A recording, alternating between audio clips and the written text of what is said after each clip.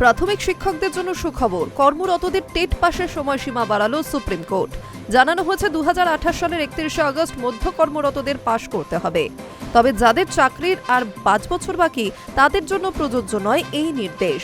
পরিসংখ্যান অনুযায়ী বর্তমানে গোটা দেশের প্রায় 30 লক্ষেরও বেশি প্রাথমিক শিক্ষকই টেট উত্তীর্ণ নন, কিন্তু আইন অনুযায়ী টেট পাস বাধ্যতামূলক। সেই সংক্রান্ত একটি মামলায় আগে সুপ্রিম কোর্ট জানিয়েছিল কর্মরত সকল প্রাথমিক শিক্ষককে টেট পাস করতে হবে।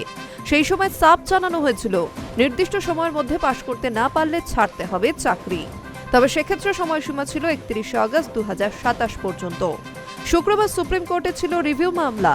সেখানেই বিচারপতি দীপঙ্কর দত্ত জানান, টেট পাশের সময়সীমা বাড়ানো হচ্ছে 1 বছর, অর্থাৎ ডেডলাইন বেড়ে হচ্ছে 31শে আগস্ট 2028। এই বাড়তি সময় পাওয়ায় খানিকটা স্বস্তি পেয়েছেন একাংশ। আদালতের তরফে স্পষ্টভাবে জানানো হয়েছে, যাদের 5 বছরের কম চাকরি রয়েছে তাদের ক্ষেত্রে টেট উত্তীর্ণ না হলেও চলবে। তবে তারা যদি পদোন্নতির আশা করেন তাহলে টেট পাস করতে হবে। 5 বছরের বেশি যাদের চাকরি রয়েছে তাদের ক্ষেত্রে টেট পাস করা বাধ্যতামূলক। শীর্ষ আদালত জানিয়েছে, কেউ যদি পরীক্ষায় পাশ না করেন বা পরীক্ষায় বসতে না চান তাহলে তাকে ছাড়তে হবে চাকরি। তবে অবসরকালীন যাবতীয় সুযোগ সুবিধা তারা পাবেন। Hi news network.